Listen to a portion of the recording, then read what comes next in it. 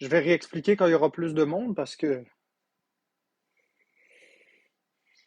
ouais, moi aussi, mais ici, je resterai pas nécessairement longtemps.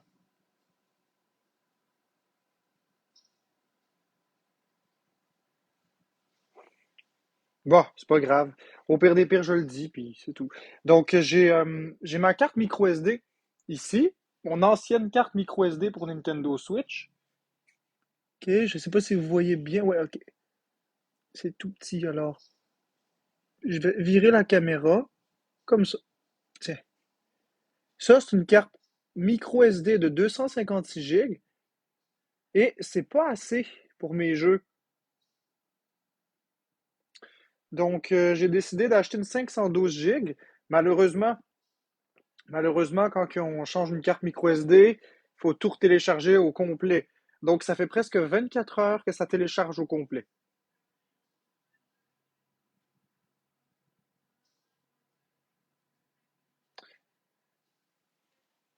Ah! Allô, Taliana Rose.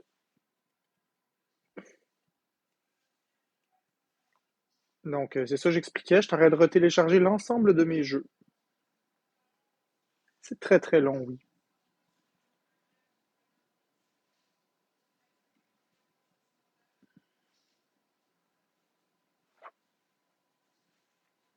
Coucou Sammy Boy. C'est cool, Héloïse. Bonjour, Héloïse. Salut à cœur. Bonjour, Bibi. Non, ça marche pas comme ça. Le graphiste, tu peux pas switcher les données d'une carte micro SD vers l'autre puis la mettre dans la Switch. Ça fonctionnera pas. Chaque carte micro SD est signée par un code unique à la Switch.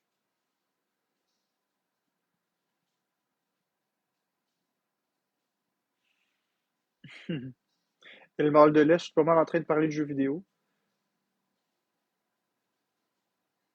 Non, Weirdest People. Non, absolument pas, non. Florence, elle travaille en ce moment, mais c'est pas nécessaire de demander ça. Bon, bon, bon.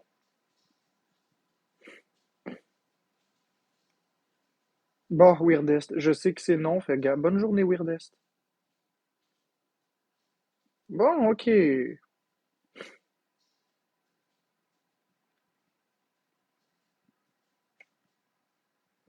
Cool, Sammy Boy. Hey, Audrey Coeur.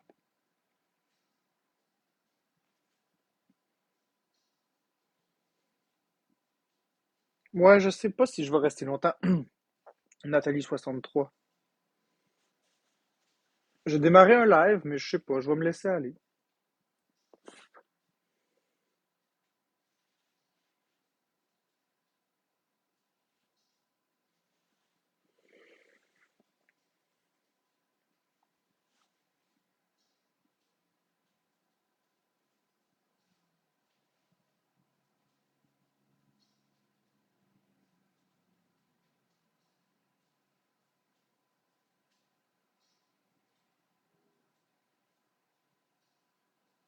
Ben, on n'est pas le matin, Maude. Il est rendu 1h30 de l'après-midi.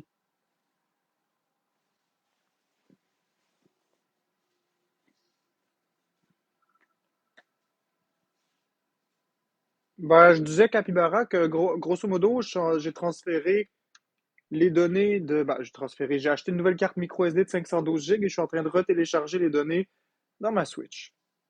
C'est beaucoup. J'ai beaucoup de jeux à télécharger, regarde bien.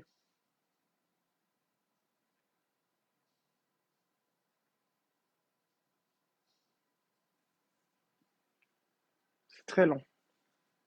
Il en reste encore beaucoup à télécharger. Ce que je vous ai montré, c'est la moitié.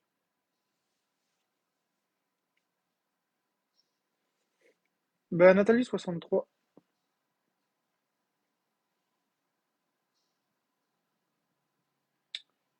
Ben, je l'ai acheté sur Amazon. J'ai pris une carte micro SD officielle Nintendo sur Amazon.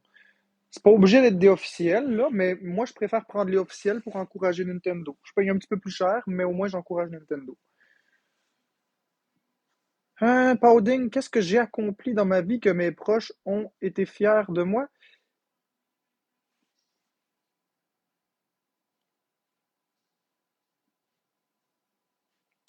Je te dirais que ma vie, je l'accomplis pas en regard de ce que les autres pensent de moi, mais plutôt en ce que moi je pense de moi-même.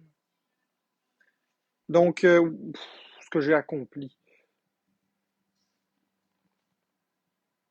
bof, c'est pas vraiment important. Moi, je suis fier de qu'est-ce que j'ai, de qu'est-ce que je suis. Évidemment, il y a encore un peu de travail à faire, puis je vais aller jusqu'où je souhaite aller, mais je m'ennuie de une Game Boy Advance ou Color. Oui, oui, je m'ennuie de ça moi aussi. Ça me manque. La nostalgie.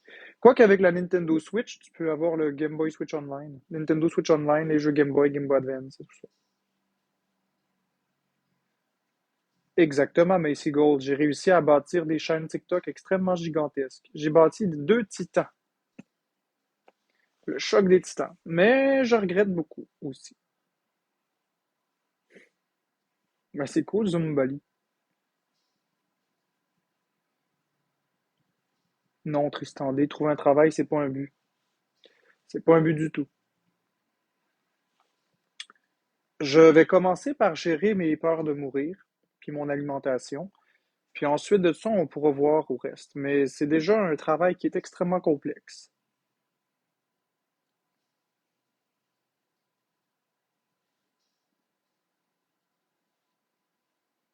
Mais pas maintenant, Young Guillaume, mais peut-être peut-être plus tard, peut-être demain, peut-être une autre journée, mais pas maintenant. Là, je suis vraiment plus en mode cool. Merci, Macy Gold, pour le 40 les doigts.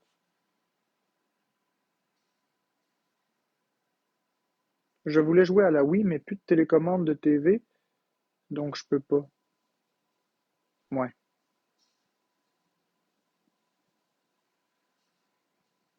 Ce sera pas long, je vais juste aller baisser le rond, j'ai mis des patates sur le feu.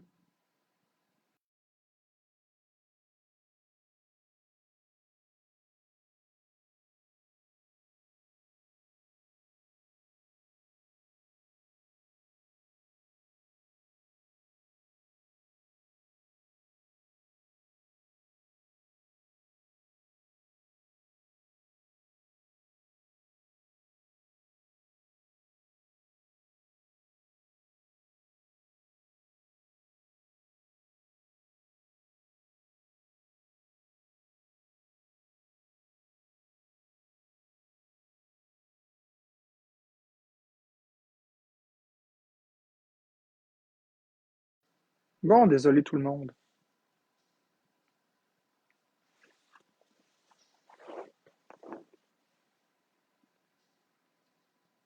Bonjour Ignorance by Paramore.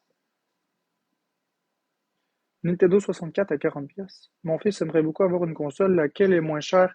Non, Nathalie 63 prend pas une 64. Si tu veux une console moderne, prends une Switch Lite à 300 $ taxes incluses. Puis ça va permettre à ton fils de pouvoir jouer à des jeux Game Boy, Game Boy Color, Game Boy Advance, Nintendo 64, pour un coût de 64 $ par année. Il va avoir accès à des jeux de la librairie NES, Super Nintendo aussi. Et également, tu vas pouvoir lui acheter des jeux d'occasion ou des jeux neufs de Nintendo Switch. Fait que tu vas pouvoir jouer avec une ludothèque extrême pour un prix riquiqui. Mais la Switch Lite ne se branche pas sur la télévision. Moi, concrètement, si j'étais toi, j'achèterais une Switch Lite à ton fils.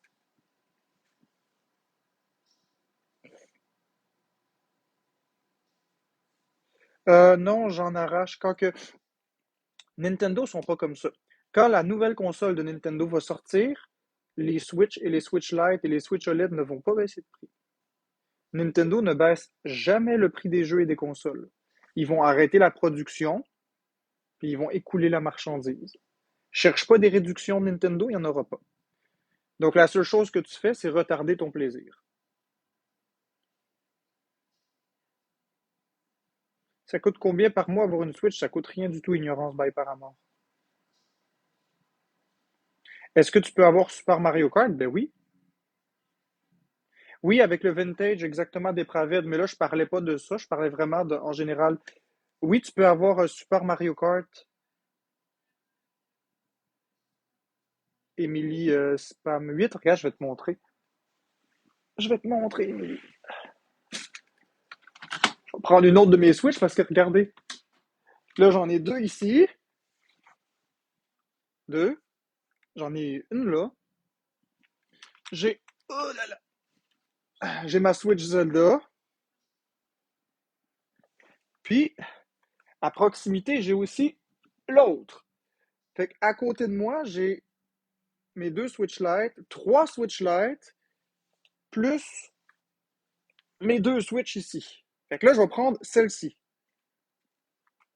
J'ai toujours plein de Switch avec moi. Je joue avec toutes mes Switch, hein. Vous me croyez pas? C'est vrai pareil. Donc, je vais te montrer. OK, on va aller dans l'application Super Nintendo Switch Online. Démarrer le logiciel.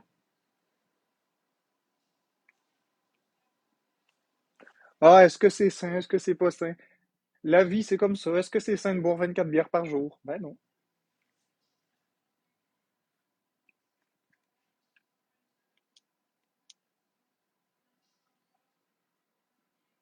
Pour- Pourquoi beaucoup de Switch pour tricher dans les jeux? En quoi avoir beaucoup de Switch, ça fait tricher dans un jeu, mon cher Julien? Attends, pas Julien, c'est Big Daddy. Big Daddy, en quoi avoir plusieurs Switch, ça fait tricher dans un jeu? Je comprends pas. Alors voilà, Émilie.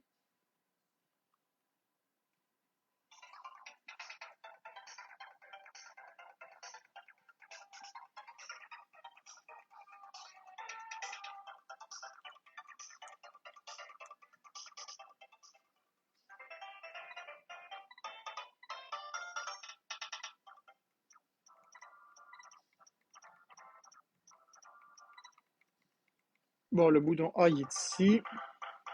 Ah, ça va être dur de jouer à l'envers, mais je peux bien essayer.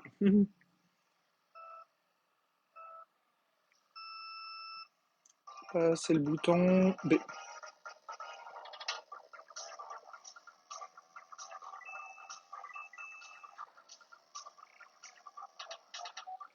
Donc, je sais que je suis nul, je joue à l'envers.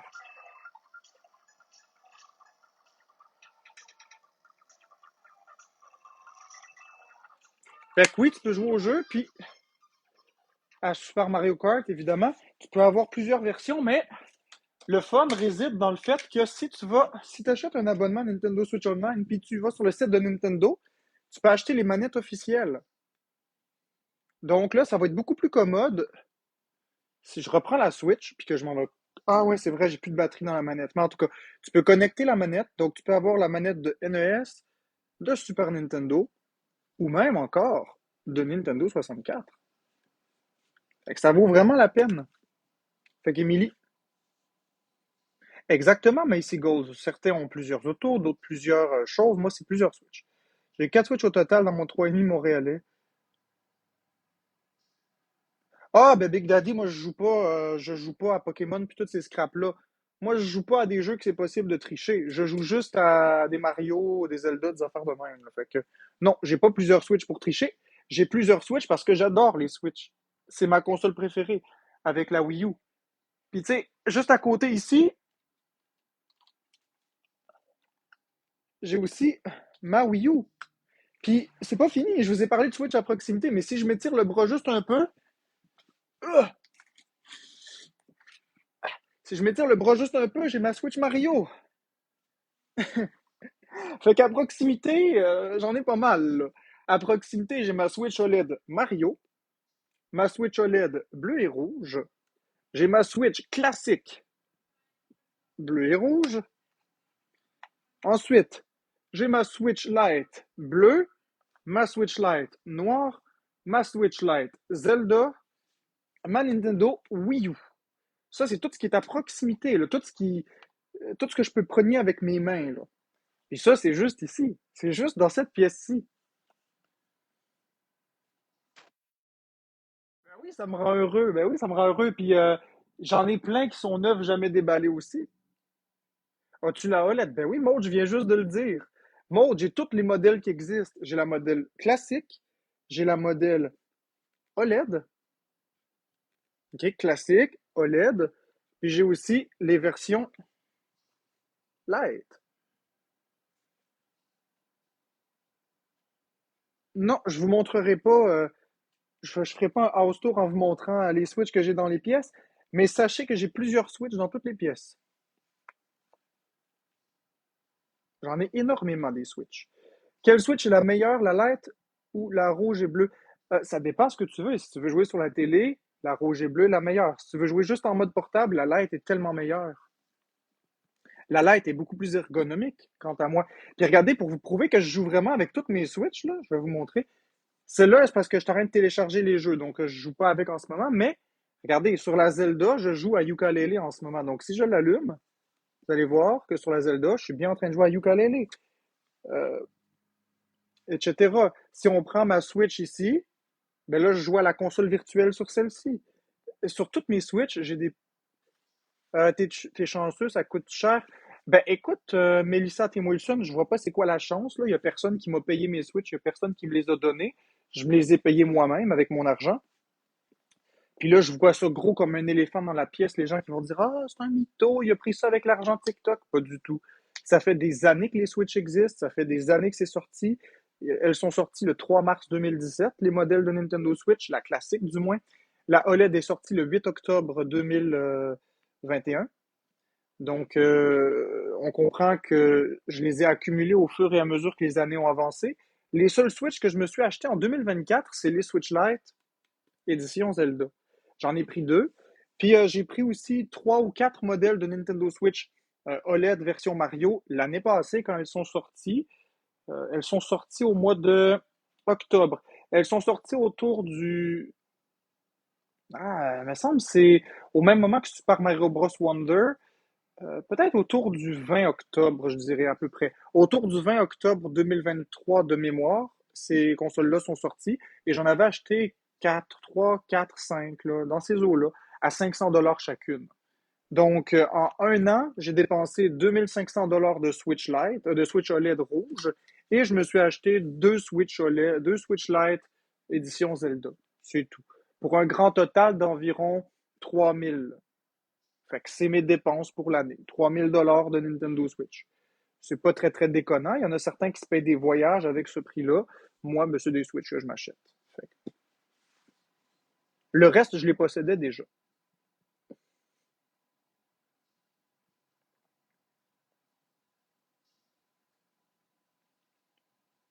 Ouais, mais de toute façon, Nathalie 63, c'est pas avec des dons que je me suis acheté ça. C'est vraiment avec mon argent à moi. J'ai de l'argent à tous les mois et je vis avec cet argent. Mon beau-frère m'a donné sa Switch pour jouer sur la TV, mais les joysticks partent de tous les côtés. Macy Gold, c'est facile à fixer. C'est facile à arranger. Regarde bien, écoute-moi bien, Macy Gold. Ce que tu vas faire, tu vas appeler au numéro que je vais te donner. Donc, tu me feras signe quand tu as le papier et le crayon ou que tu es prête à noter. Je vais te donner un numéro de téléphone, OK?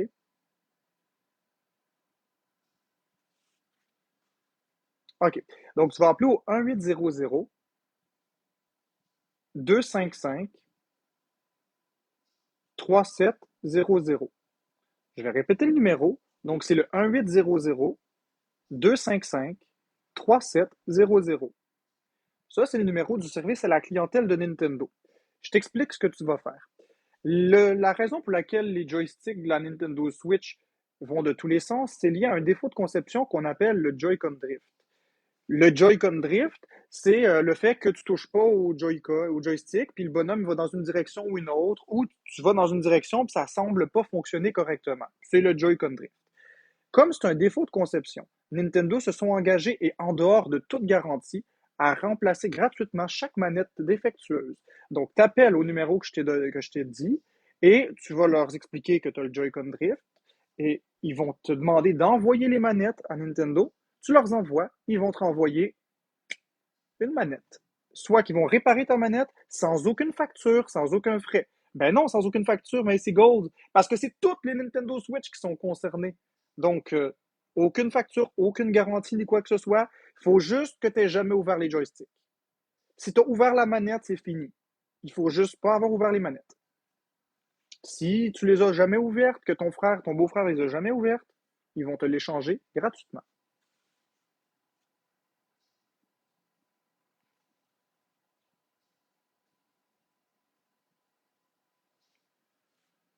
Puis en plus, ils vont prendre en charge les frais de livraison. C'est même pas toi qui vas les payer. C'est le vieux Nintendo que j'aime et toi? Ben moi, j'aime toutes les Nintendo, mais c'est sûr que là, il va falloir que tu me dises lequel t'aimes le plus. Celui-là, donc Mélissa, numéro un, la NES, numéro 2, la Super NES, ou numéro 3, la Nintendo 64. Parce que j'imagine que quand tu parles de vieux Nintendo, tu fais allusion à un des deux ici. Ah, donc la NES, Nintendo Entertainment System. Et toi, Snow, c'est la 64. Team 64. C'est vrai qu'ils sont cool. La GameCube, je l'aime pas. NES All the Way. Ouais, la NES est cool. La NES est bien cool, effectivement. J'admets. J'abonde dans votre sens. Non, il faut pas la facture. Le Joy-Con Drift, on n'a pas besoin de la facture.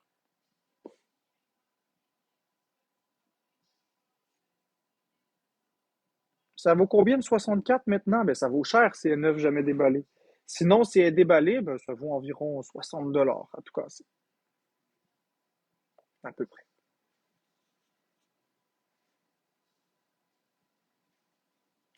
Non, Elusig, je vais t'épingler Elusig. Elusig, j'ai dit le service à la clientèle de Nintendo. J'ai pas dit d'aller au magasin. Si tu vas dans un magasin, ça prend la facture. Oui. Si tu appelles le service à la clientèle Nintendo, ça prend pas la facture. Et Lucig, je veux bien croire que tu me contredis, puis je suis ouvert à ça. Seulement, t'écoutes pas ce que je dis. J'ai parlé du service à la clientèle de Nintendo, pas du Walmart, du Zellers, du Sears, ou du GameStop ou du Best Buy. J'ai parlé du service à la clientèle de Nintendo. Tu peux trouver un 64 cheap sur Marketplace pour moins de 100$. Oui, effectivement, Void.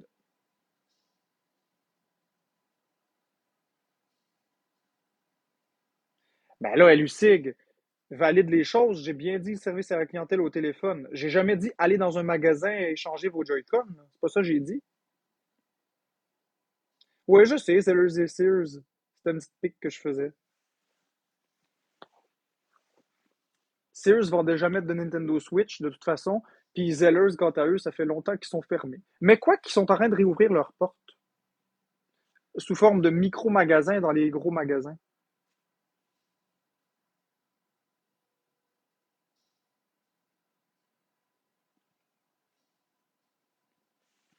30e anniversaire. De quoi 30e anniversaire? De Mario? De Zelda?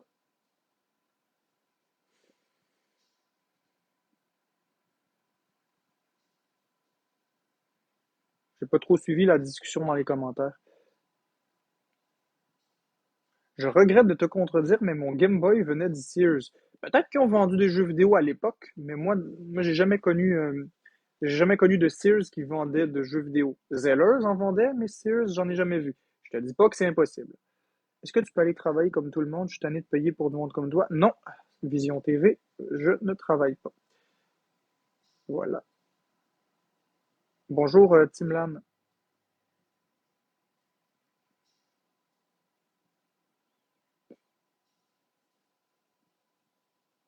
Sears, ouais, on était petit. Ben écoute, Annie 450, c'est pas que je veux te contredire. Au contraire, je te dis, tu as peut-être raison. Seulement, je ne vais pas confirmer une information que je n'ai pas la vraie preuve de cela. Je ne vais pas donner de désinformation. Moi, Sears, ce que je sais qu'ils vendaient, c'est du linge. Du linge, des électros. Sears vendait aussi des lits, des choses comme ça. C'était un magasin à rayon, mais j'ai jamais vu de jeux vidéo là. Moi, c'est sûr que je ne vais pas dire oui, ils en ont vendu, parce que si c'est pas vrai, puis que je dis ça, on va me taper sa tête. Je préfère être prudent. Si toi tu l'as acheté là, tant mieux, mais moi j'ai jamais vu ça là. Je te dis pas que c'est pas vrai. Je te dis que moi j'ai jamais vu de jeux vidéo chez Sears.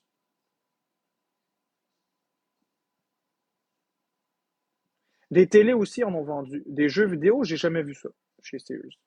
Peut-être c'était mon Sears à côté de chez moi qui en vendait pas, mais moi j'ai jamais vu ça. Chez Zellers, j'en ai vu par contre. Ah ben peut-être, mais je sais pas. C'est moi en même temps je sortais pas beaucoup. Hein. Fait que si vous dites qu'il y en avait chez Sears, ben, pourquoi je vous contredirais? T'sais, comme je dis, je sais pas. Vous savez mieux que moi pour Sears. De toute façon, c'est un magasin que j'aimais pas vraiment.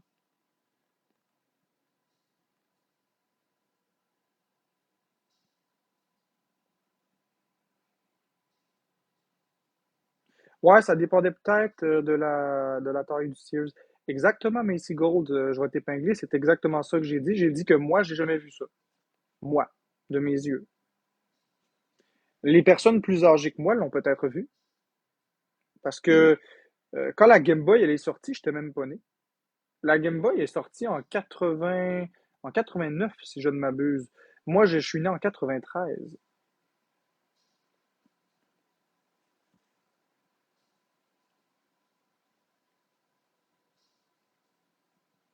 T'avais quoi, 10 ans quand il y avait Sears? Comment on peut se rappeler? En fait, non, Jessica, Sears a fait faillite en 2017. Sears a fait faillite en 2017. En 2017, j'avais donc 21 ans. Attends, j'ai 31, on est en 2024.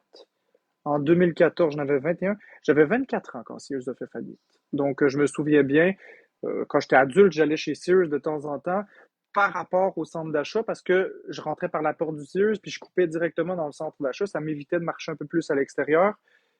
Je magasinais pas chez Sears, mais je passais par le Sears pour un raccourci. Donc, je me rappelle très bien de marcher chez Sears.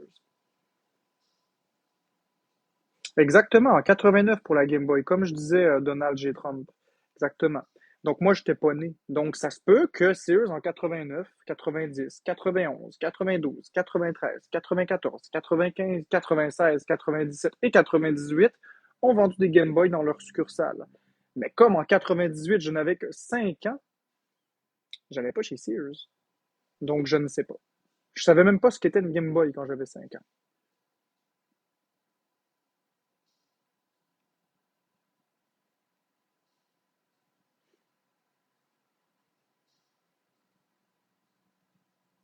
Ouais, je suis jeune, j'ai 31 ans seulement, Mélissa. Si je ne m'abuse, je comprends. Si je ne m'abuse. Ah, si je ne m'abuse. Ouais, mais moi, c'est pas ça que je voulais dire, Freddy, c'est si je ne m'abuse. C'est une expression. Jamais de rabais Sears, je sais pas, il y avait peut-être, je sais pas. Comme je vous dis, je suis pas un expert en Sears, hein, je connais pas ce magasin-là. C'était vraiment un magasin que j'aimais pas. C'est un magasin que je trouvais austère, insipide, ennuyeux. Et moi, entre Zellers et Walmart, j'ai toujours été l'équipe Zellers. J'ai toujours préféré Zellers. D'ailleurs, je vais faire un sondage avec vous. Bonhomme sourire, vous étiez plus Zellers, bonhomme triste, plus Walmart. Aimez-vous mieux le rouge de Zellers ou le bleu de Walmart? Vous aimez mieux la bannière Zellers ou la bannière Walmart? Moi, je vous le dis, j'aimais mieux Zellers. Oui, c'est vrai pareil, hein, rouge Zellers, puis bleu Walmart. Puis je vais vous expliquer ensuite pourquoi j'aimais mieux moi Zellers. Mais je veux savoir, vous, si vous aimez mieux Zellers ou Walmart. Donc, bonhomme sourire, vous aimez mieux Zellers. Bonhomme triste, vous aimez mieux Walmart.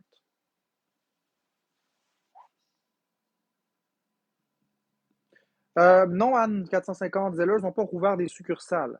Ils ont rouvert des zones dans des succursales de la baie, mais c'est pas des Zellers. Zellers n'ont pas rouvert aucune succursale physique. Ils ont rouvert aussi un espace sur un site internet, mais ils n'ont pas rouvert de succursale physique. C'est pas dans les plans. Donc, bonhomme sourire, vous aimez mieux Zellers. Bonhomme triste, vous aimez mieux Walmart. Puis crois-moi que j'ai suivi la réouverture de Zellers parce que j'espérais qu'ils réouvrent des vrais magasins. Donc, vous êtes quand même partagé. Environ 33% des gens préféraient Zellers, tandis que 66% des gens qui ont voté préféraient Walmart. Eh bien, je vais vous surprendre, mais moi, la première chose que j'aimais chez Zellers, c'est le style graphique. J'aimais bien chez Zellers les lignes rouges qui délimitaient les sections. J'aimais l'odeur dans le Zellers. On rentrait chez Zellers, ça sentait bon. Ensuite de ça, Zellers, les allées étaient beaucoup plus larges. Donc, on était moins coincés. Il y avait toujours du stock chez Zellers comparativement à Walmart où il y avait souvent des ruptures de stock. Une autre chose que j'aimais bien du Zellers, c'est que c'était canadien. On oublie souvent, mais quand on magasine chez Walmart, notre argent sort du pays, s'en va aux États-Unis, ce qui, à long terme, affaiblit notre dollar. Tandis que chez Zellers, l'argent restait au Canada. Parce que Zellers était une propriété de l'abbé Dutson. L'abbé Dutson, qui est une entreprise canadienne. Donc, j'aimais bien ce géant-là. J'aimais aussi la mascotte Zeddy. Puis, il y avait pour ceux qui aimaient manger un petit casse-croûte, il y avait le casse-croûte, je me rappelle pas comment ça s'appelle, là, parce que je mangeais jamais là, mais il y avait le restaurant Zellers aussi dans le Zellers.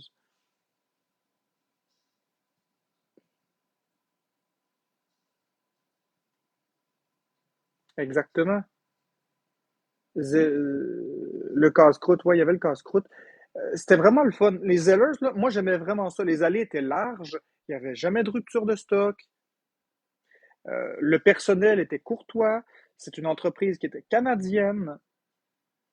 Personnellement, j'aimais bien le style graphique. J'aimais le logo Zellers avec le Z qui était de côté.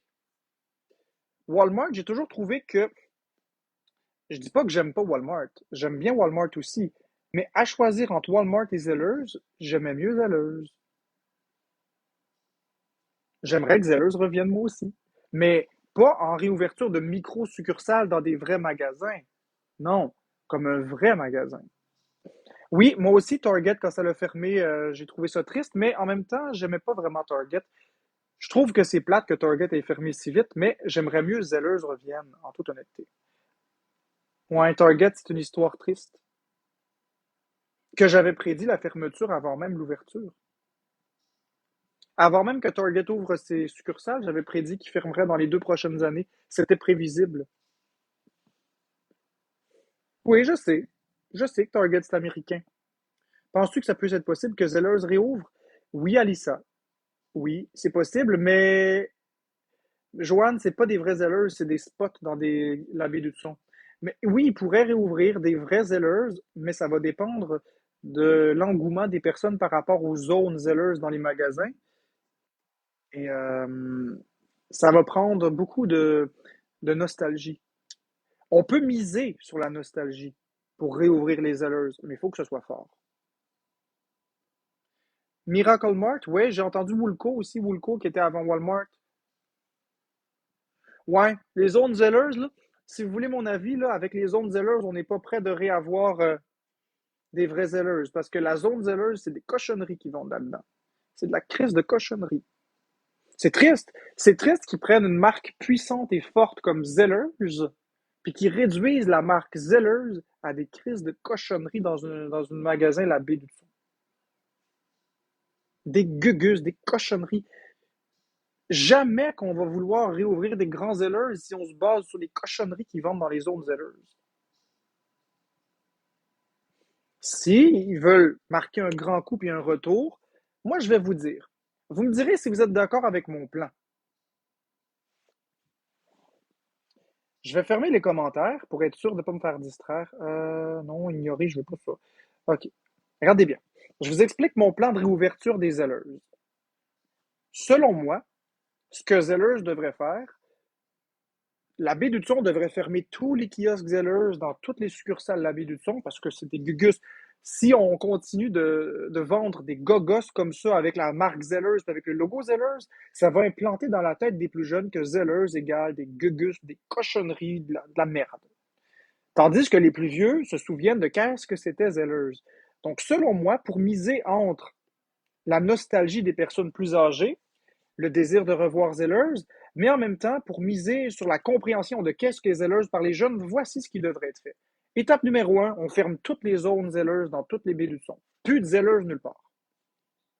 Étape numéro 2, on laisse une coupe d'années passer. 2, 3 ans. Pas plus, parce que sinon, ça va créer l'effet inverse. Donc, on laisse 2 ans passer. 2 ans plus tard, on ouvre un magasin Zellers dans une place stratégique, soit Montréal ou soit Québec, parce que c'est des grands centres. On rouvre juste un magasin. Puis on le fournit comment, ce magasin-là? On le fournit avec les mêmes fournisseurs que l'AB.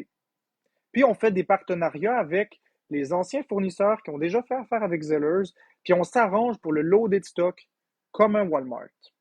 Étant donné qu'il va y avoir un seul Zellers, ça va attirer vraiment beaucoup de monde. Toutes les personnes nostalgiques qui ont le goût de remettre les pieds dans un Zellers vont aller aux Zellers.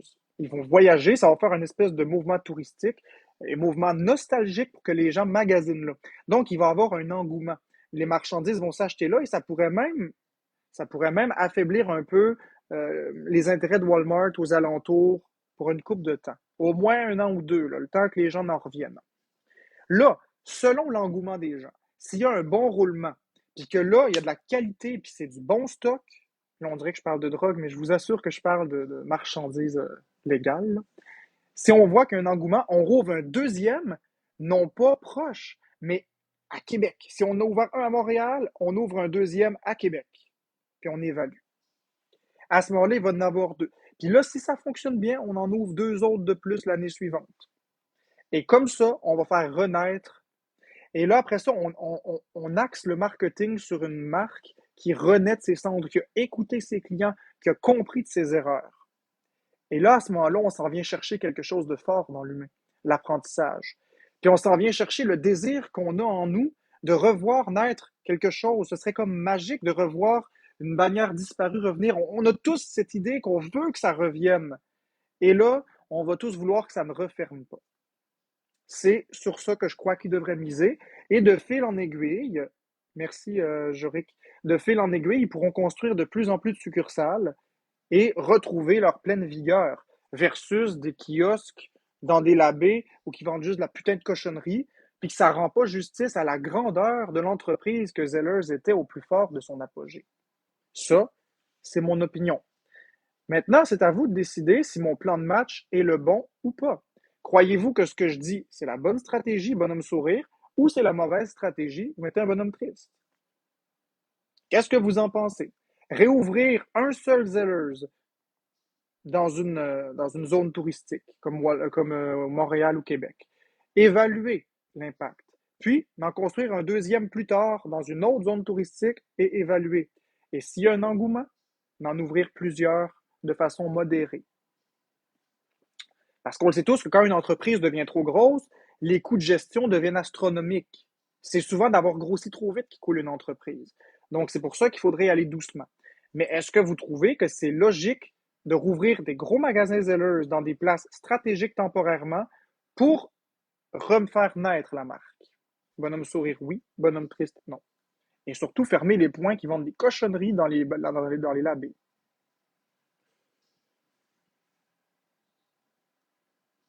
Voyez, vous êtes 51,4% à dire que j'ai c'est pas vrai, attendez. 51,4% à dire que j'ai pas raison et le reste dire que j'ai quand même raison sur les points. Je vais calculer aussi une marge d'erreur par rapport aux haters. Donc, parce qu'il y en a qui veulent juste me contredire, puis il y en a qui trouvent que c'est juste pas une bonne idée. Et là, je vous laisse débattre de ça dans les commentaires.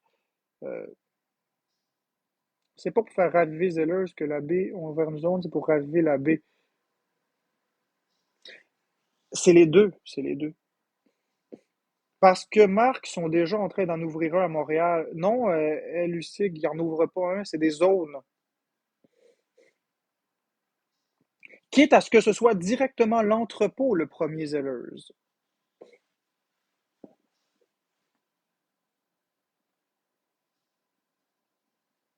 La première étape devrait être de t'engager comme agent marketing. J'adorerais. Ils veulent ramener les Zellers? Non. La marque seulement. Exactement, Lily. Regarde sur Internet, ils en ouvrent un à Montréal et aux promenades Saint-Bruno d'ici 2025. C'est-tu vrai? Je vais aller voir. Si c'est vrai, puis qu'ils l'ouvrent vraiment à Montréal, ils font la bonne chose. Je vous ai parlé de ça, je ne le savais même pas. Je vais aller voir ça immédiatement. C'est-tu vrai qu'ils vont ouvrir un Zellers? Un vrai Zellers? Un vrai de vrai, là. Juste un vrai magasin. Pas avec un labé, là.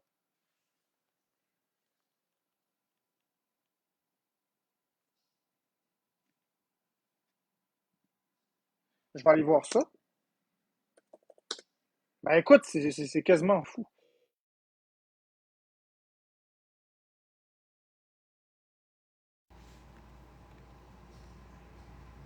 Eh ben. Ah non, non, non, attends une minute. La bannière est la propriété de l'abbé, là là là. Voici les 5 endroits où seront situés les nouveaux Zellers, là là là. Le célèbre magasin en petite boutique à 5 emplacements dans la province.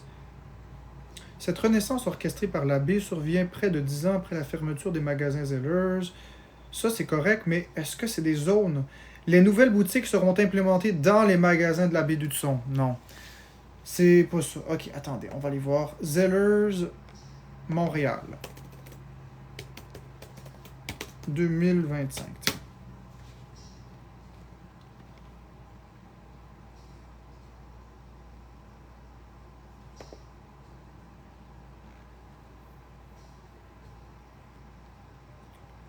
4 octobre 2024 à midi.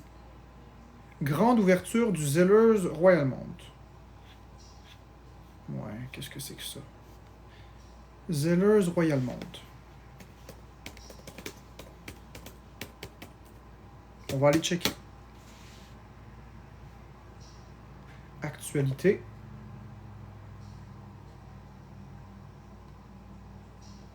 Non. Ça, c'est des succursales éphémères. Où est-ce que t'as vu ça? Où est-ce que t'as vu ça? Parce que Zellers, ils n'ont pas de projet de réouvrir les magasins.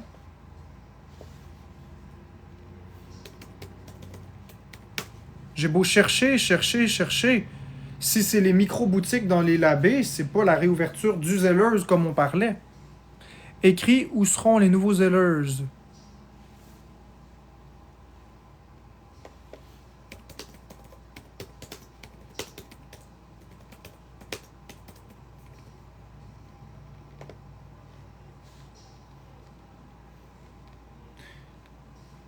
Oui, si tu parles de ça, c'est des... Regarde, je vais te montrer.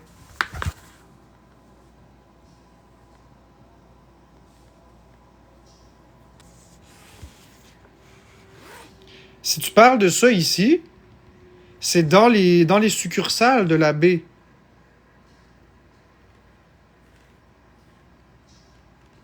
Regarde bien. Regarde. Le célèbre magasin sera de retour au Québec en 2023 sous forme de petite boutique à 5 emplacements dans la province.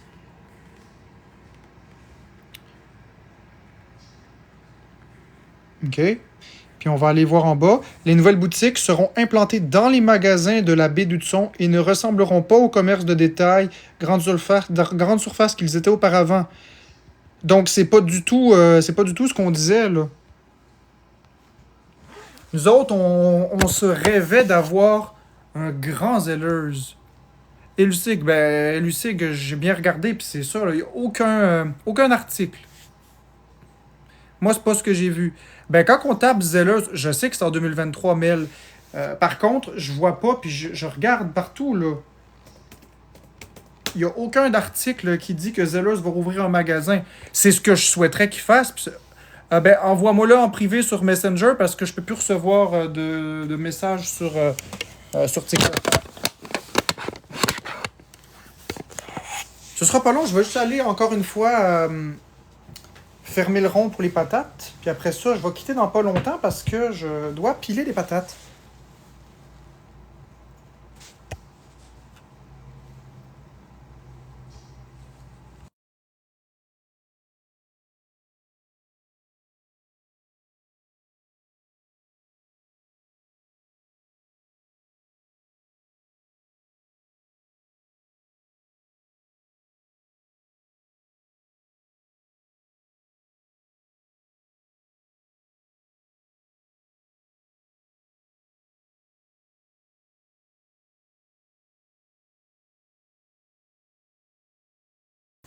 Puis Dominique Legault, quand tu dis qu'on a passé le typing point puis qu'il n'y a pas de pérennité dans les commerces au détail, comme Walmart, c'est Drouin, lui, c'est Marc-André Drouin. Je suis pas d'accord parce que il y a plusieurs choses. Et moi, je crois fermement, puis écoutez bien ce que je dis, là. J'étudie vraiment bien, je suis capable de lire les tendances du marché. Fait que si vous voulez, enregistrez bien ce que je vais dire. Enregistrez-le si vous le souhaitez, il n'y a pas de problème avec ça. Vous l'exposerez, puis dans quelques années, vous réécouterez ce que je dis. Écoutez bien, je vais vous faire une prédiction. Je vais vous faire une prédiction. Je vais juste bloquer cette personne ici, voilà. Je vais même Drouin, Lucig, D-R-O-U-I-N. Ok, je vais enlever les commentaires parce que là, c'est des commentaires ridicules. Là. Je vais vous faire une prédiction. Je crois que l'intérêt et l'engouement envers les boutiques physiques va reprendre de plus belle et qu'à l'inverse, les boutiques Internet vont connaître une dégradation. Les boutiques Internet ne vont jamais disparaître. Amazon ne disparaîtra pas. S'il disparaît, il va avoir un successeur. Là. Amazon et ce modèle Internet ne va pas mourir. Ceci dit, il va s'affaiblir. Et au profit des boutiques physiques et réelles. Et ce, pour plusieurs raisons. Je vais vous expliquer. Bien sûr, la première raison, je ne dirais pas les raisons en ordre d'importance. Je vais les dire en ordre qui me viennent en tête, simplement parce que je suis quand même allumé. Là. Une des premières raisons, c'est l'économie. Il faut des emplois. Si on ferme les Walmart puis toutes les autres boutiques comme Bureau en gros, on va se retrouver avec plein de personnes qui n'auront plus d'emploi parce que Amazon pourront jamais embaucher le même nombre de personnes que ce qu'il y avait pour desservir un Walmart. Ça prend beaucoup moins d'employés d'avoir un site internet qui vend des produits que des employés dans une succursale. Deuxième point, ça va laisser un vide dans les villes. Parce que l'endroit où il y avait les Walmart, l'endroit où il y avait tous ces magasins-là, Bureau en gros, Best Buy, va devenir caduque.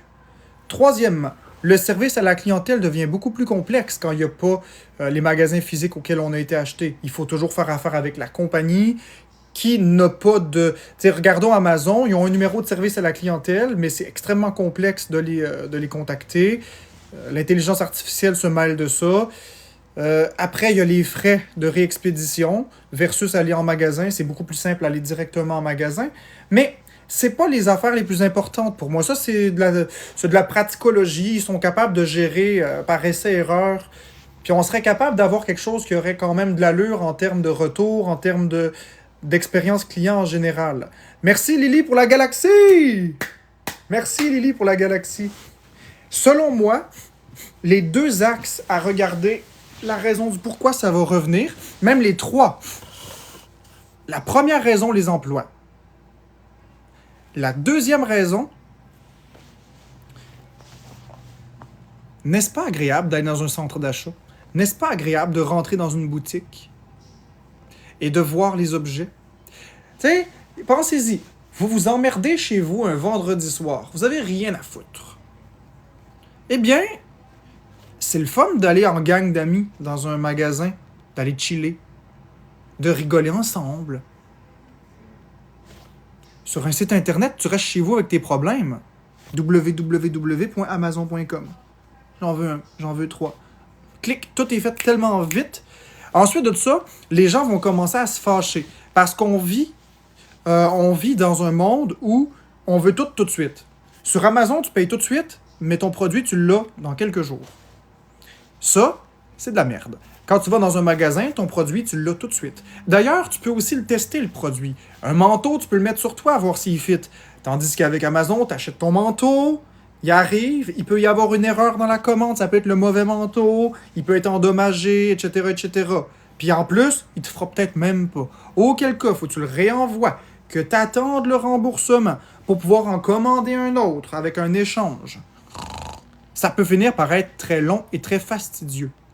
Tandis que si tu achètes ton manteau chez l'équipeur, ou chez Yellow, ou peu importe, là, je sais pas où ils vendent des manteaux, là, chez Manteau, tiens. Tu vas physiquement dans un magasin Manteau, t'essaies ton manteau, il te plaît pas, tu le mets de côté, t'en prends un autre, tu le mets, il te plaît pas, tu le mets de côté, ok, celui-là peut-être, tu le mets dans la liste des peut-être, tu l'essaies, puis là, tu le sais immédiatement s'il te fait, tu sais si tu l'aimes, tu sais s'il est confortable. Pareil pour les Nintendo Switch. T'achètes une boîte, Nintendo Switch au Walmart, tu vois l'état de la boîte, tu vois la console, tu sais qu'elle a jamais été utilisée. Si t'achètes chez Amazon, la boîte va arriver poquée, endommagée, peut-être, c'est usagé, tu le sais pas. Aucune vue sur quoi que ce soit. Je suis convaincu qu'avec ces raisons-là, puis aussi l'exactitude des prix. Comme je vous l'ai dit il y a quelques jours, sur Amazon, ils peuvent très bien décider de monter le prix de 5 fois le prix original parce qu'eux sont capables d'acheter en grande quantité. Fait que si un produit devient moins disponible en grande surface, ben Amazon se gêneront pas. Dans le temps de la Switch OLED, elle valait 517 taxes incluses. Et quand il y a eu la crise des semi-conducteurs, la pénurie des semi-conducteurs, Amazon ont décidé de monter la console à 650$, soit 143$ de plus que le prix d'origine. Et si tu la voulais pas, ben, si tu la voulais, ben, tu payais ce prix-là, sinon tu t'en passais. Pendant que dans les Walmart, dans les Best Buy de ce monde, physique, je parle, les vrais magasins, étaient encore à 517 taxes incluses. Donc, la politique des prix est plus facile à maintenir dans un vrai magasin, parce que si tu es fâché dans un magasin en ligne, il te reste quoi comme option? Écrire au service à la clientèle, auquel cas ils s'en foutent. Tandis que si tu vas dans un magasin physique, puis tu vois que le prix de l'article est 3 fois plus cher que ce qui est supposé d'être, tu es capable de parler avec un collègue du magasin et dire « Hey, ça n'a pas de calice de sens, regarde chez ton concurrent, c'est ce prix-là, puis tu le vendais à ce prix-là, puis là, il y a une rupture de stock, puis tu le vends plus cher, c'est quoi le petit problème? » Puis là, le gérant va arriver, il va dire « OK. » C'est plus facile d'insulter quelqu'un en virtuel qu'en face à face. C'est plus facile de se moquer de quelqu'un en virtuel qu'en face à face. Je suis convaincu qu'Amazon, s'il y avait des vraies boutiques physiques au Canada, ils ne mettraient pas la console plus chère parce qu'il y a une pénurie dans leur magasin. Parce que là, ils feraient face directement au mécontentement du client qui arrive. Versus en ligne où c'est impersonnel. Puis ensuite de ça, comme je l'ai dit, il n'y a rien qui bat l'expérience physique. Et remarquez que tout devient austère. Tout devient impersonnel. Les sites internet, les abonnements, Netflix, Disney+, iCloud, Apple TV+, iMusic, Apple Music, Spotify, Club Illico, Super Écran, puis nommez-les toutes. Vous rendez-vous compte du nombre d'argent que vous perdez pour des choses qui ne vous appartiennent pas, vous appartiendront jamais. Sur une vie, ça fait de l'argent en esti. Je vais vous dire ça, puis ça va peut-être faire peur, mais selon moi, en toute une vie en abonnement, on dépense plus de 25% du prix d'une maison juste en services qui nous appartiendront jamais, versus si tu achètes un jeu qui t'appartient. Le Xbox Game Pass est un bon exemple. On paie un certain prix par année, par mois, par 3 mois, par 6 mois, tout dépendant la modalité que vous prenez. Mais les jeux sont pas à vous. Si vous aviez payé le maudit jeu, parce que vous prenez le Game Pass pour jouer à quoi? À 2-3 jeux? Si vous jouez à tous les jeux du Game Pass, puis que vous êtes du style, un coup que j'ai joué au jeu, je ne rejoue jamais au même jeu, ça peut valoir la peine. Si vous jouez au Game Pass, dans le but de découvrir des jeux, si vous aimez des jeux ou pas, comme des démos, ça peut valoir la peine encore. Tu sais, mettons, je prends le Game Pass, moi je connais pas vraiment les jeux sur Xbox, je prends le Game Pass, j'essaye un jeu, ok, je l'aime, je le mets dans ma tête, je le mets sur une liste, j'en joue à un deuxième, je prends un abonnement d'1 mois, je joue au deuxième, je l'aime à moitié, le troisième, je l'aime pas, le quatrième, je l'aime bien, puis là, après ça, j'ai une liste de jeux. Alors là, pour l'équivalent de, je dis n'importe quoi, 20$ pour un mois, là, j'ai une liste de jeux que je sais que je vais aimer et que j'ai essayé par moi-même. Ça vaut la peine. Si je prends le Game Pass juste pour Grand Theft Auto 5, je dis n'importe quoi, ou pour Halo, ben là, ça vaut pas la peine. Parce que Halo est 100$ en magasin. Fait que je paye le 100$, mais il est à moi pour toujours, ou je paye 10$ à tous les mois pour jouer à Halo, puis au bout de 10 mois, j'ai déjà payé 100$, mais le jeu est pas à moi. Donc, personnellement, je trouve que cette formule qui commence à être un peu partout, la suite Microsoft Office, pensez à tout, là. Tout est devenu des estis d'abonnements. Ça n'a pas d'allure. Il y a même des abonnements sur TikTok, là. Tout est rendu à abonnement. Ça ne suit plus. C'est un petit 2$ ici, plus un petit 5$ là, plus un petit 10$ là, plus un 60$ ici, plus un 40$ là, plus un 35$ là. Puis... réalisez tout l'argent qu'on perd. Et les gens commencent à s'en rendre compte. Cette formule, je la vois pas devenir pérenne à l'avenir. Je la vois encore prendre de la croissance, se stabiliser, puis commencer à décroître. Au profit des gens qui préféreront toujours avoir un article physique, d'avoir quelque chose de concret qui leur appartient. Si quelqu'un repartait à un style de Super Club Vidéotron, je suis convaincu qu'il y aurait un succès. Je suis convaincu. Il y aurait une façon de faire les choses pour que ce soit rentable et ce soit profitable. Rentable pour la compagnie, puis profitable pour les usagers. Qu'on paye ce qu'on utilise quand on l'utilise. Quitte à ce que ce soit, tu payes 25,92$, puis tu as le droit de louer, je dis n'importe quoi, tu as le droit de louer 25 films avec ça. Enlève le concept de 1 mois. Tu as le droit de louer 25 films. de ton choix, sans durée fixe. Il y a quelque chose à faire avec ça. Parce que pensez-y, si vous oubliez votre carte de crédit sur Disney Plus ou Netflix, même si vous ne l'utilisez pas, ils vous facturent un mois quand même, les abonnements fantômes. Moi, je crois que les boutiques physiques ne sont pas du tout aveugles de fermer. Je crois on a vécu un moment où il y avait des fermetures, mais que là, maintenant, les gens commencent à se réveiller, et c'est pour ça qu'on voit des réouvertures. C'est plus des fermetures qu'on voit. On voit des consolidations, on voit des restructurations, puis on est en train d'assister à des réouvertures. On les voit. Vous avez qu'à regarder les magasins, par exemple, style Economax, Econofitness, pas Econofitness, Economax. Vous regardez aussi... Tu sais, parce que Future Shop, merci Lily, Future Shop, ça a disparu. Mais en réalité, ça n'a pas disparu.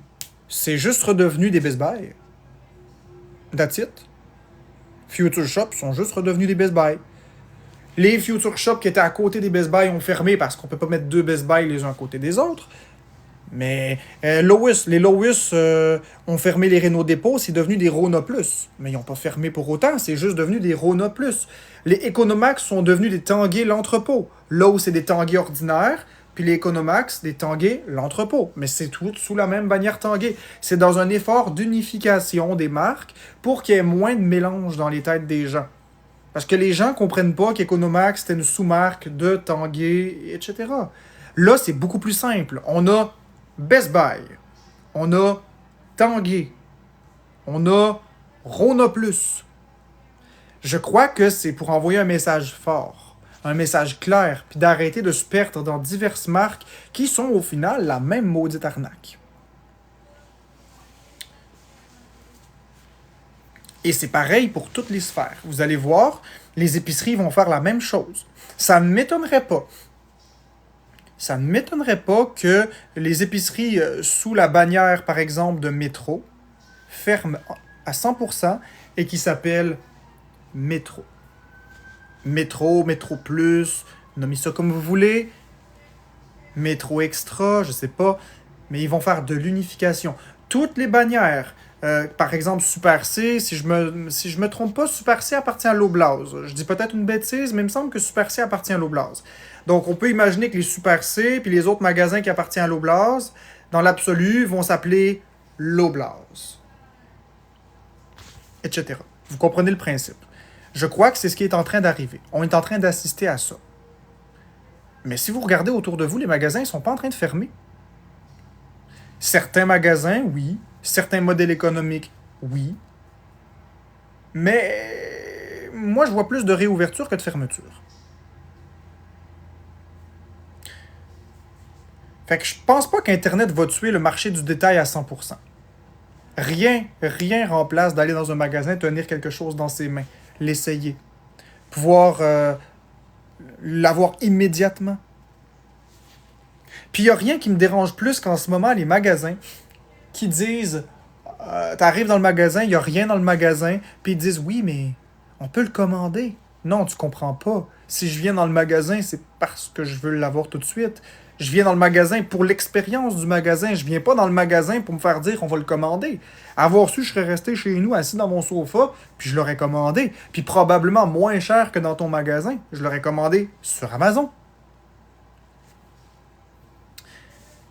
Tranquillement pas vite, on assiste à une renaissance, une restructuration.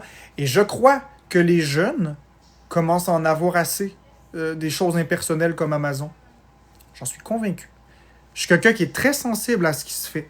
Et je commence à remarquer. Oui, c'est vrai qu'on a de plus en plus d'Amazon. Il y a des camions Amazon partout, il y a des livraisons partout. Oui. Mais en même temps, je vois de plus en plus de personnes aller dans des vrais magasins. Je crois que ça dépend vraiment des usages. Les deux peuvent coexister. Moi, dans un futur, et vous me donnerez tort si j'ai tort dans les futures années, mais moi, ce que je crois qui arrive, c'est qu'on va assister à un déclin des ventes en ligne et à un regain des ventes en physique, en présentiel. La croissance d'Amazon et des vendeurs numériques a été accélérée par la COVID. Mais ça va revenir à ce que c'était. C'est ma prédiction. Vous en faites ce que vous voulez.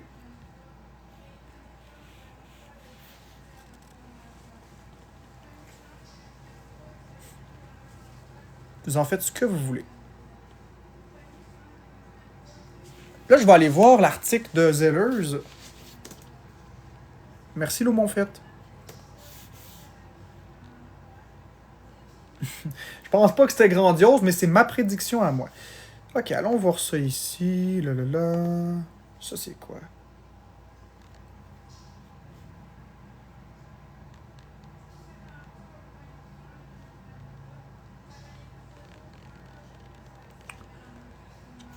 Ça dépend s'ils mettent Steam accessible aux consoles. Là, le numérique va rester.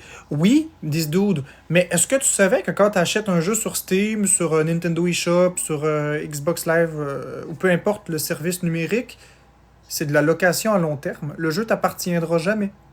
Tandis que quand tu l'as en physique, comme ça ici, ben il est à toi. Merci Allah, il est à toi. Qu'est-ce qu'ils vont faire? Ils vont venir te l'enlever avec des agents secrets chez toi?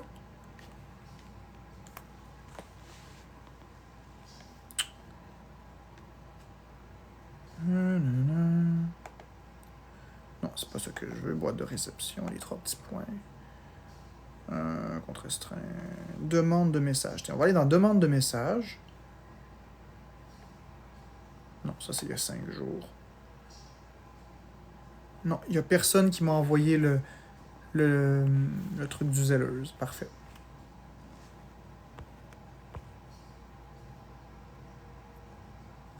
Exactement, Bella 90. C'est-tu pas fatigant, ça? T'achètes. Hey, à l'époque, on pouvait acheter là, Microsoft Word directement. On peut encore l'acheter sur le site de Microsoft, mais c'est extrêmement caché. Ils préfèrent que tu paies un abonnement de, je dis n'importe quoi, 50$. C'est plus que ça, là. Je pense que c'est 200$ par année pour la suite Office. Ils préfèrent que tu paies 200$ par année plutôt que tu paies 100$ pour ton logiciel. Mais moi, j'aime mieux avoir 100$ pour mon logiciel que je peux faire ce que je veux avec que payer 200$ dans le vent.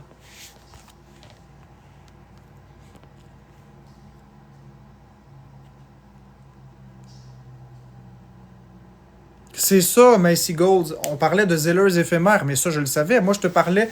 Moi, tantôt, quand je parlais de Zellers, je parlais d'une réouverture officielle, pas d'un magasin éphémère ou de des boutiques dans des labés, là. Je parlais vraiment de vrais Zellers. Antidote aussi, c'est ça. Exactement, Bella 90. Toutes les techniques sont bonnes. Ben non, Crazy Mac, je changerai pas de sujet. C'est un sujet que j'aime bien. Je pense que les gens aiment le sujet que j'aborde. C'est un sujet qui n'a pas de drama, c'est un sujet qui est positif. Ça fait réfléchir le monde. C'est quelque chose d'intéressant. Il n'y a pas de négativité là-dedans.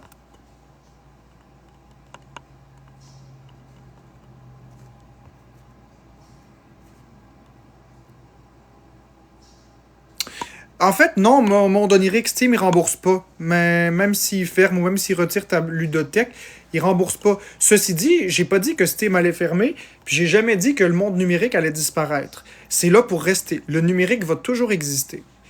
Ce que je dis, c'est qu'il y a une demande de plus en plus croissante pour le retour du présentiel, le retour des vraies expériences.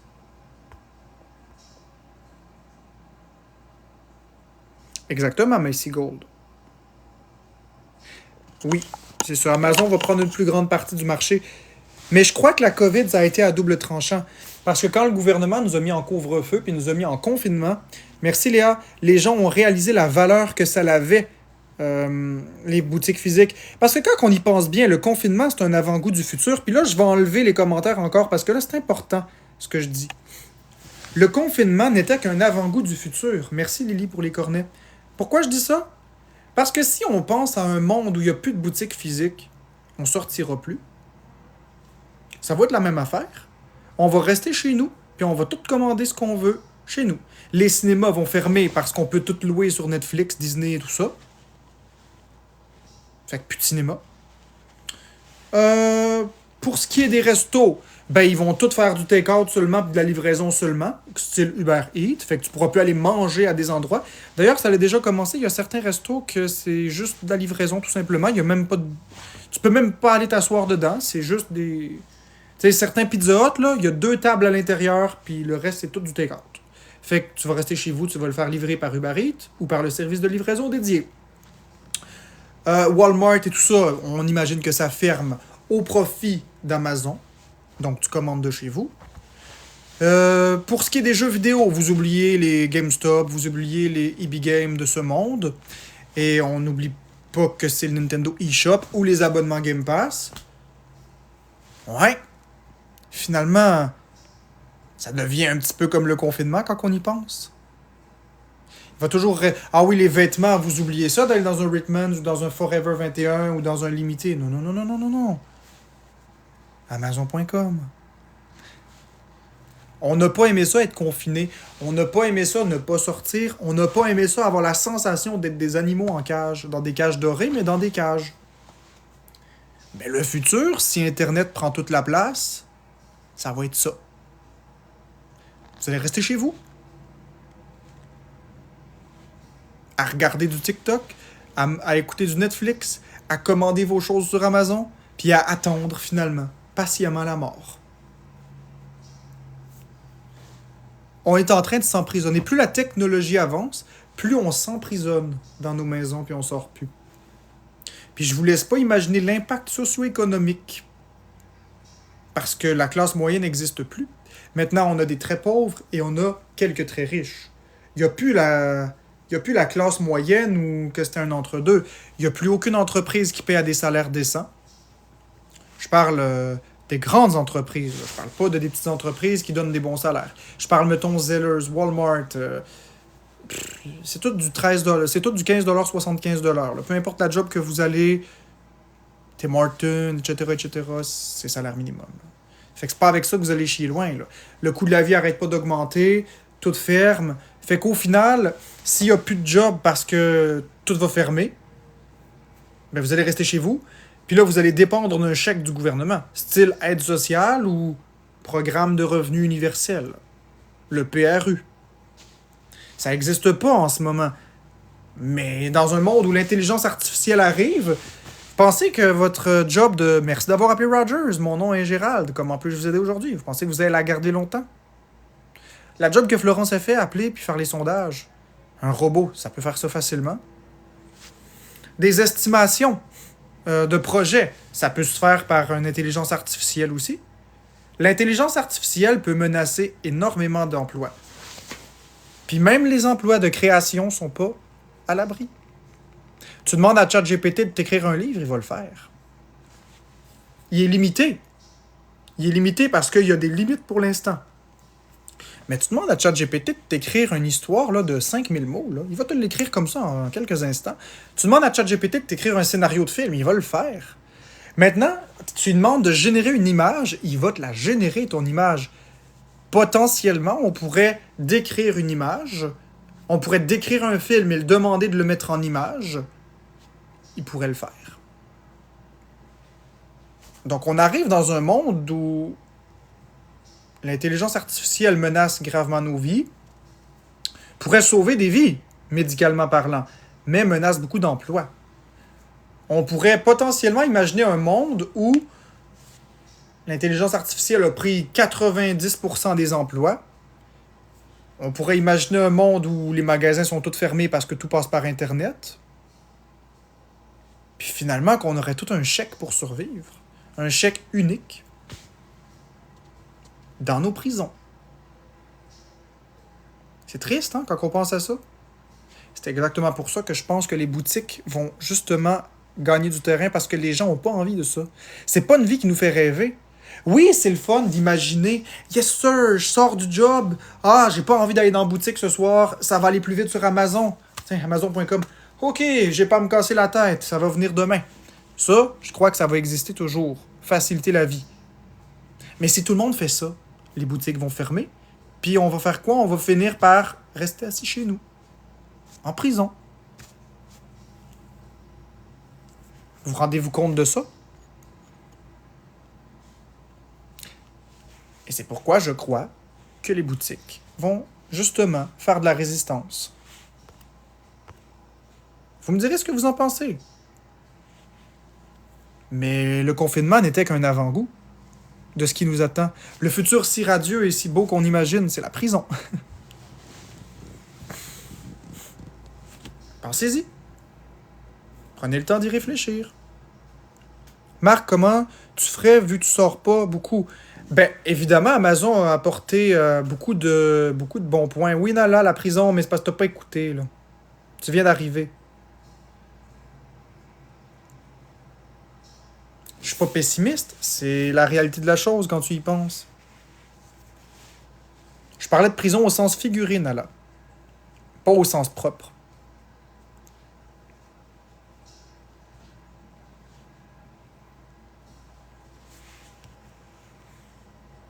Ben, je ferais comment pas de magasin en ligne? Ben, j'enverrais du monde chercher mes articles.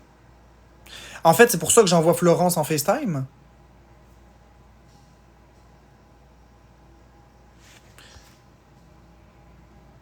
En fait, moi, l'intelligence Macy Gold, l'intelligence artificielle me fait pas peur. Ça peut sauver des vies. Regarde bien, ok? Là, j'ai mis ça au pire. Je vais réenlever les commentaires, ok? Puis là, j'ai mis ça au pire. Maintenant, on va y aller au mieux.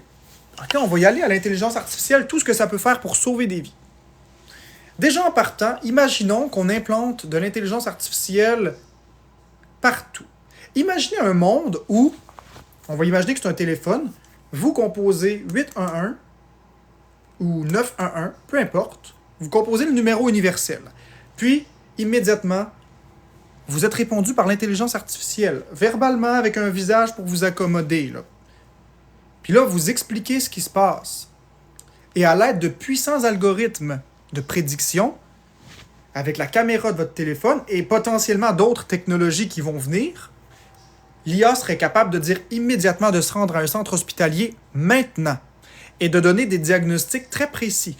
Regardez, imaginez un peu, parce que imaginez un capteur infrarouge là, avec une caméra, puis avec la caméra infrarouge, on est capable de détecter les pulsations cardiaques suite à la modification de lumière dans notre visage. Parce que quand le cœur y bat, ça modifie. Regardez ici comme ça foncit, ça blanchit, ça...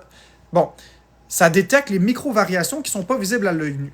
Imaginez, vous êtes comme ça, puis vous venez pour expliquer ce que vous avez, puis l'intelligence artificielle vous dit, rendez-vous immédiatement au centre hospitalier, crise cardiaque en cours. Tu saurais exactement. Ou, mettons, tu as une crise d'anxiété, il t'appelle. Ah, je fais une réaction allergique, je pense. Là, l'intelligence te dit d'ouvrir ta bouche, tu rouvres ta bouche, aucune enflure. C'est pas une réaction allergique. Ou au contraire, t'appelles parce que tu te sens pas bien, t'as comme la gastro, puis selon ce que tu y expliques, puis selon ce qu'il voit et interprète avec les puissants algorithmes, vous êtes en train de faire une réaction de type anaphylactique. Donnez-vous immédiatement une piqûre d'épipène, puis composez le 911. Rendez-vous à l'hôpital le plus près immédiatement. Sans nécessairement que ce soit des urgences vitales. On parle d'urgences vitales ici, mais on pourrait aussi éviter aux gens d'aller à l'hôpital pour rien. Imaginez. Imaginez si à la maison, on pouvait acheter une espèce de... Je sais pas moi... Imaginez si le téléphone était conçu pour que si jamais il arrive un malaise cardiaque, vous posez le téléphone sur vous, puis ça fait un ECG. Directement avec les électrodes. Là. Il y a des trucs de métal, des électrodes de métal spécifiques au dos des téléphones. Vous le posez sur vous, ça fait un ECG. Puis si jamais il y a quelque chose, le téléphone est capable de donner un méga choc électrique et se détruire. Pour sauver une vie. On imagine, là, on parle pour parler. Vous le mettez sur vous, ça fait un ECG, puis si l'intelligence artificielle détecte que vous avez besoin d'une défibrillation, le téléphone se met en mode défibrillateur, il donne le plus puissant choc qu'il peut, ça donne une défibrillation, les secours arrivent immédiatement. Imaginez. On parle pour parler. L'intelligence artificielle pourrait sauver des vies. Énormément. Ça va menacer nos emplois, mais ça peut sauver des vies. L'intelligence artificielle versus les humains va faire beaucoup moins d'erreurs. Parce que l'intelligence artificielle ne s'épuise pas, ne se fatigue pas, elle est 24 heures sur 24, et ça va faire en sorte que si tu arrives à l'hôpital, puis qu'on intègre directement un logiciel de surveillance basé sur l'intelligence artificielle. Merci Boyardi. C'est on intègre littéralement un système de surveillance basé par l'intelligence artificielle. Quelqu'un qui s'en va à l'hôpital, puis que l'intelligence artificielle dans la caméra détecte qu'il marche bizarre, automatiquement des infirmiers arrivent tout de suite. Parce que il y a 59,4% de chances qu'il y ait un AVC parce qu'il parle comme ça ou il marche comme ça. Mettons. Basé sur des statistiques. Puis là, à ce moment-là, il serait capable de prioriser les vraies personnes. Mettez des caméras dans une salle d'attente d'hôpital là, qui détectent la détérioration des personnes qui sont dans la salle d'attente. Plutôt que de retourner au triage 60 fois avant de voir le médecin, vous restez assis. Puis si votre état de santé se détériore, comme par exemple si vous faites de plus en plus de fièvre, les caméras ils seraient capables de le détecter puis d'alerter le personnel. Attends. Mais si votre état devient, tu sais, vous commencez à avoir plus mal, ça commence à enfler ou peu importe, ben l'intelligence artificielle remarquerait les micro-détails sur les personnes, et ce, même si elles bougent. Et à ce moment-là, grâce à l'intelligence artificielle, on pourrait prévenir quelque chose de grave. Imaginez si dans un jour possible, il serait possible, grâce à l'intelligence artificielle, de prendre un prélèvement sanguin chez nous. Puis, l'intelligence artificielle serait capable de savoir si on a un cancer. Sans envoyer ça dans un laboratoire. Savoir si on a un cancer, si on est allergique à quelque chose. Imaginez, là, vous avez peur d'être allergique à quelque chose. Là, vous êtes des fous comme moi. Là. Moi, je suis un esti de malade, j'ai peur de tout. Là, tout. Imaginez si vous étiez capable de juste prendre un morceau de carotte, de prendre une goutte de sang, mettre la carotte dans le sang, puis à l'aide de la caméra du téléphone, vous regardez la goutte de sang avec la carotte, puis il est capable de voir s'il y a une réaction au niveau des IgE. Directement. Là, en temps réel. Le tout sans que vous l'ayez mis à votre bouche. Ça pourrait prévenir des futures réactions allergiques, donc potentiellement, encore une fois, sauver des vies. Quelqu'un qui a un trouble panique, qui fait une crise de panique puis il pense qu'il va mourir. L'intelligence artificielle pourrait, via un appareil sur toi, comme une Apple Watch, détecter ta pression artérielle, tes battements cardiaques, le niveau de cortisol dans ton sang, etc., etc., et être en mesure, peut-être même le niveau de glycémie, et être en mesure de dire « Vous êtes en train de subir une crise de panique. » Et le fait de savoir que c'est une crise d'angoisse pourrait vraiment aider beaucoup à la récupération. Parce que ce qui fait qu'on panique dans une crise de panique, c'est qu'on pense au pire. On pense qu'on va mourir, on pense qu'on va devenir fou. Or, si l'intelligence artificielle est capable de me certifier que c'est une crise d'anxiété et rien de plus, ben finalement, c'est plus facile de reprendre le contrôle de soi. Donc, Macy Gold, oui, l'intelligence artificielle me fait peur dans le sens qu'on va perdre beaucoup d'emplois. Mais au niveau de la santé, ça me rassure. Beaucoup. Je crois que si on mettait l'intelligence artificielle au profit de la santé, et seulement au profit de la santé, on s'en trouverait très gagnant. On pourrait même mettre l'intelligence artificielle sur des calculs mathématiques de probabilité pour trouver des potentiels remèdes à des maladies, épaulés par des groupes humains de chercheurs.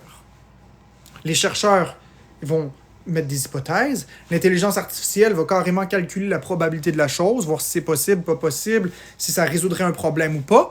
Et avec les hypothèses des chercheurs, l'intelligence artificielle va dire que ça, c'est pas possible, mais va relancer ses calculs à partir de ce qu'on lui a dit pour arriver à quelque chose qui va sauver des vies.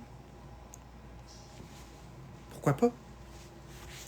Moi, c'est comme ça que je vois la suite pour l'intelligence artificielle. Je le vois dans le domaine du médical, de sauver des vies, et non pas dans les autres domaines. Juste dans le domaine du sauvetage de vie, dans le domaine de la santé. Fait que c'est ça. C'est comme ça que je vois ça, Macy Gold. Tu me diras si tu le vois comme ça. Fait que j'ai réactivé les commentaires. Dans 2 minutes, je vais y aller. Il faut que j'aille piler les patates. Moi, c'est comme ça que je vois ça. C'est comme ça que je vois l'avenir. Imaginez, je t'arrête de vous faire rêver, mais tout ce que je vous dis est dans le domaine du possible maintenant. Oui, Gabi, je le confonds pas, c'est juste que je généralise beaucoup, là. Ce serait le rêve à énormément de personnes.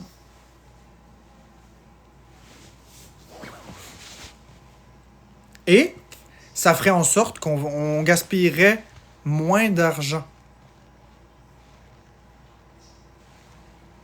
Je mets rien dans mes patates. Bob's et gomme.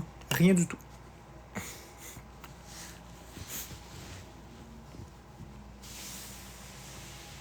Rien du tout. Donc là, ce que je vais faire, je vais mettre fin au live. Si vous avez apprécié le live, vous pouvez donner des cadeaux.